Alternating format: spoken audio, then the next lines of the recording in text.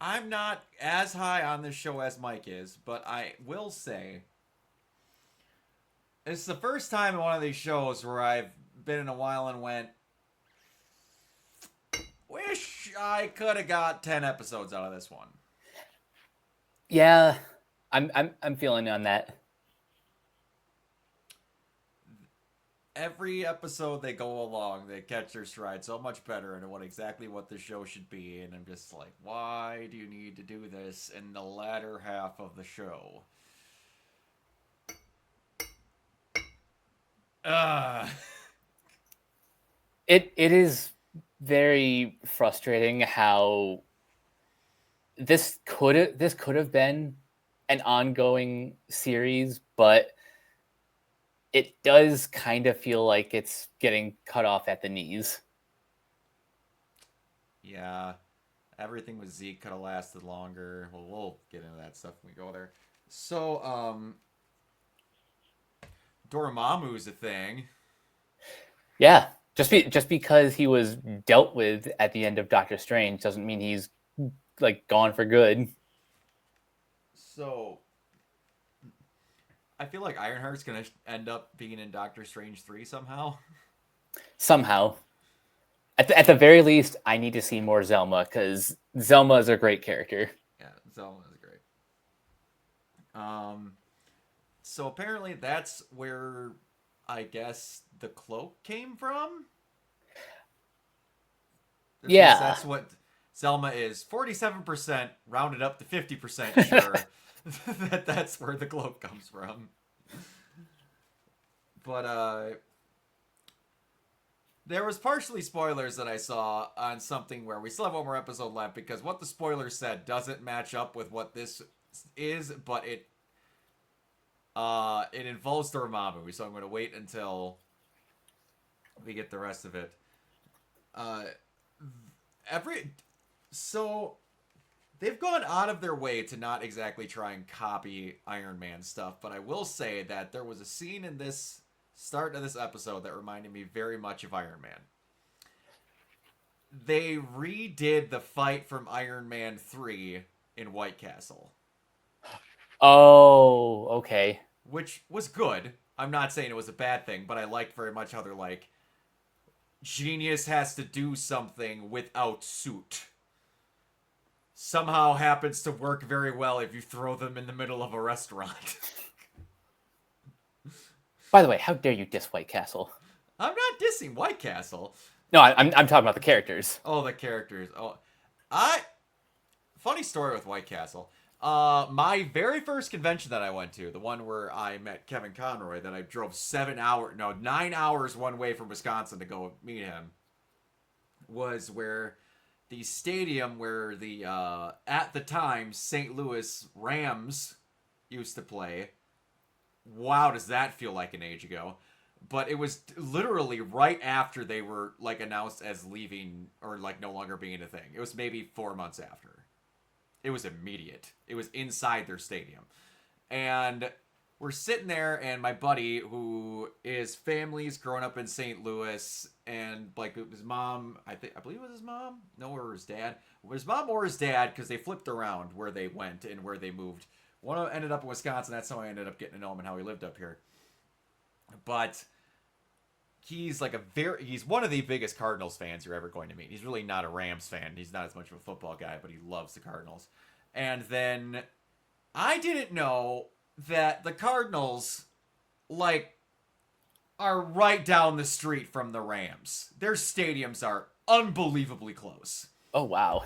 So I'm talking 3 turns. You're at St. Louis Stadium, like or the Cardinals Stadium, Bush Stadium. I believe it's Bush Stadium. Yeah, I believe it's Bush Stadium. I don't remember what the St. Louis Stadium is called, but we're going out, and then I'm driving, and then all of a sudden I'm seeing my friend being extremely irritated. I'm like, what's going on with you? And I look and I see there's this guy down the road walking with this bobblehead. That's all I see. And he goes, it's these freaking people. They go and they get these bobbleheads that are only available at the games, and they take them afterwards, and they hike the prices for so much because they're such an odd commodity and all that. Like, wait. Do you say they only get them at the games?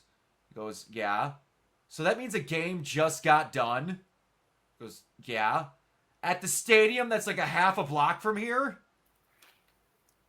He goes, yeah.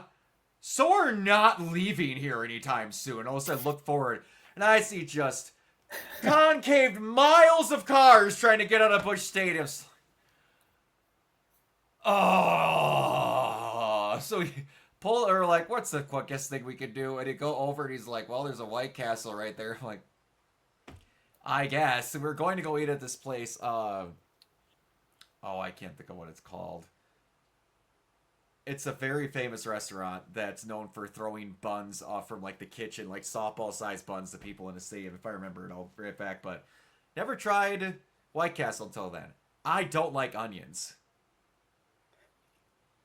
So then when he's like, "Oh, we'll get to the eat at White Castle, like everything," and he's like, "Yeah, everything's cooked on a bed of onions." Like, are you for real? He's like, "What if like?" He goes, "Oh, yeah, you don't like onions." It's one of those things to where I don't like biting into one, but if it is seasoned in onions, like it could be okay. It was just enough of a subdued taste to where I didn't hate it. Did not expect how small the burgers were, I will say. Yeah, they're basically sliders. They were basically sliders. Was not expecting it whatsoever. But yeah. Anyway, yeah, that was. He totally blanked. Like, and he knows he's keeping track of the score of this game the entire time, and it was his choice when we left. So like, you emptied us out of the other stadium to get directly into post MLB major game traffic. But all right. So yeah, everything in that fight was great. The like CO2 tank launch at Clown, the watch with the bullet and all that, that was really good. The fight with Zeke was great. I do like how he let Riri go. Like, I know you didn't mean to do that on purpose, but like I told you that was dumb. So I'm going to wreck what you made from my stuff, and then we're good. My stuff is done with. You're no longer able to use it. We're out of here. Get out of Chicago, Riri. You don't need to be dealing with this stuff. I'm not a bad person, basically. So that was really I like that about him. That despite like actual reasons for him to have some sort of vendetta, he's still like, no. I'm not my dad. You do what you go over there. I do. I laughed at this way harder than I should have, considering our conversation. The fact that I'm pretty sure whatever's in that bag is not open eye stain. That I can't. Well, my God, was it Clown? Said, "Man, if they knew what you're doing, your dad would be spinning in his grave." Like, I'm pretty sure he's not spinning anywhere.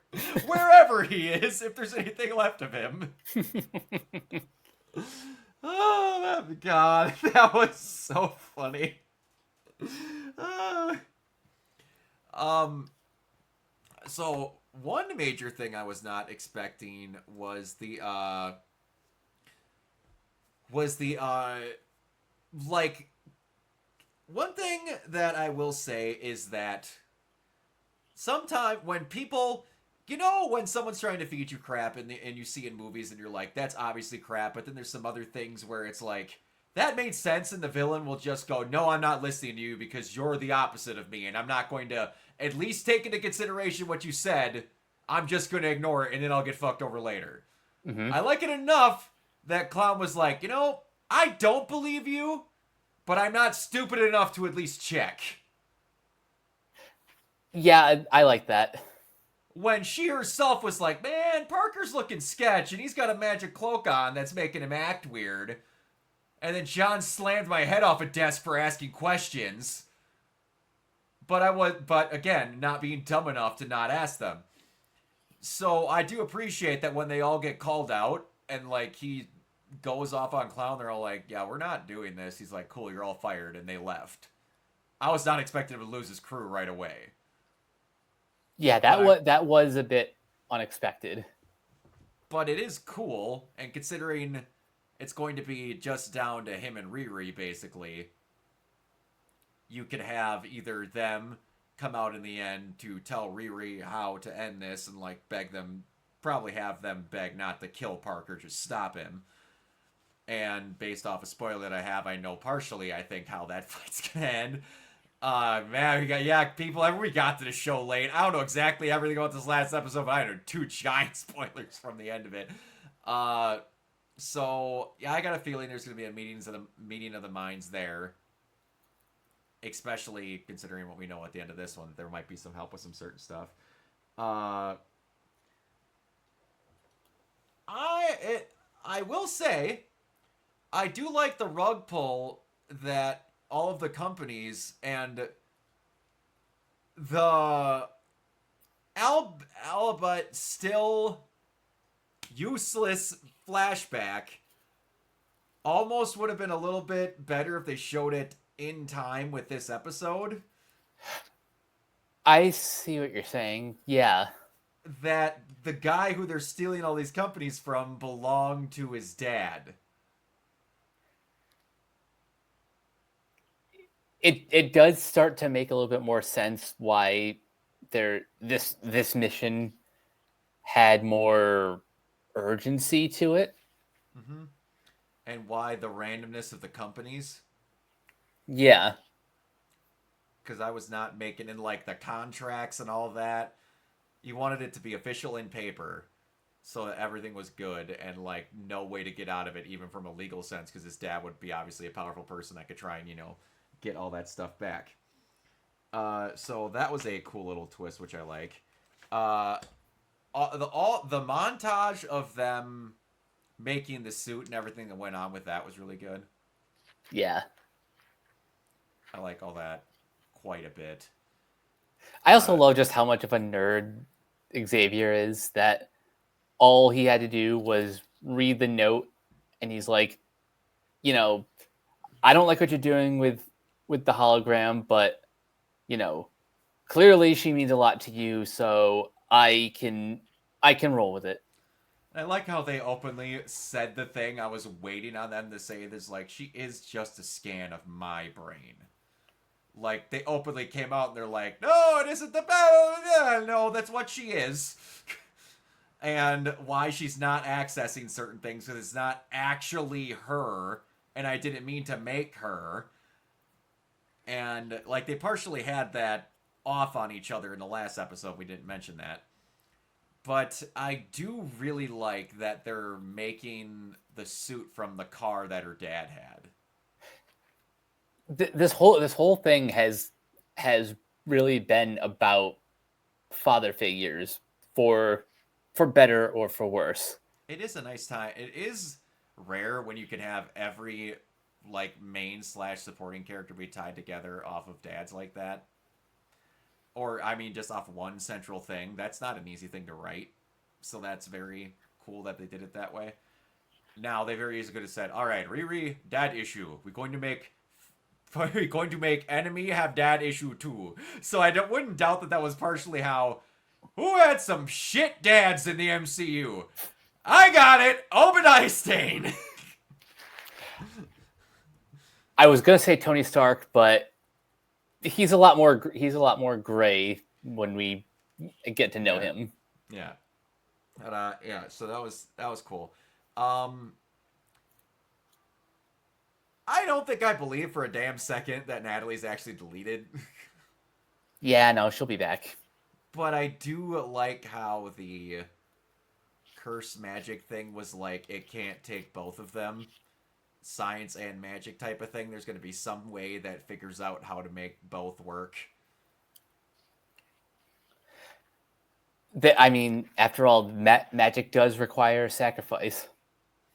It does, but we've seen stranger things happen, and I'm waiting to see how that all works out. If she does actually have to be like, I have to let my friend go because it's not actually her, kind of thing, that would be interesting, but we'll see. How good of chemistry they have, I don't see that being let go just from the standpoint of whatever, but, yeah. Do you got anything else? I'm just excited to see the finale because I've heard great things about this aside from the spoilers. Mm-hmm. Absolutely. So have I. That, with that in mind, let's get on with it. Mike, where can everybody find you? You guys can find me on various social media sites at Captain K42. You can check out my quick thoughts on letterbox.com/Coach K42. And you can follow Renegade Pop Culture on Facebook and Blue Sky at Renegade Pop Culture. You can also find us here on YouTube, on Podchaser. Consider supporting our Patreon at patreon.com/Renegade Pop Culture. Listen to all of our podcasts on Spotify, Apple Podcasts, or wherever you listen. And last but not least, everything can be found at renegadepopculture.com. You can escape, so do we. Absolutely. You can find me ever at Organite Zero, mainly on Twitch and YouTube. If you are interested in Ghost of Yote, I am doing a giveaway for the game, the digital deluxe version of it, on October 2nd, on the midnight release of the game.